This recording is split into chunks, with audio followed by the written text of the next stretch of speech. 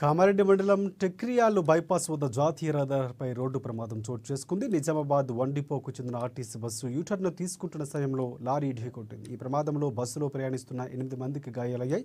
క్షతగాతులు చికిత్స నిమిత్తం కామారెడ్డి జిల్లా ప్రభుత్వ ఆసుపత్రికి పోలీసులు తరలించారు. ప్రమాదం సంభవించినప్పుడు బస్సులో 20 మంది ప్రయాణికులు ఉన్నట్లు కండక్టర్ తెలిపారు. ఇందులో ఒక చిన్నారి, 4 మహిళలకు గాయాలైనట్లు చెప్పారు. ఈ మేరకు దేవునిపల్లి పోలీసులు కేసు నమోదు చేసుకుని దర్యాప్తు చేస్తున్నారు. స్పీడ్ వచ్చేసి ఇంకో బస్సు కూడా వాళ్ళు కూడా యూటర్న్ స్పీడ్ మీద రాచి ఎంతమంది మంది ఉన్నారు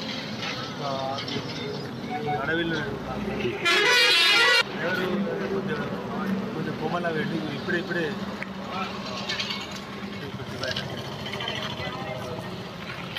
ఓకే డ్రైవర్కి కింద దిగేటప్పుడు లెఫ్ట్ మళ్ళీ లారీ వచ్చింది డైరెక్ట్ బస్సు స్లో ఉంది లారీ స్పీడ్ నిజామాబాద్. ఖమ్మం జిల్లా ముదిగొండ మండలం లక్ష్మీపురం గ్రామం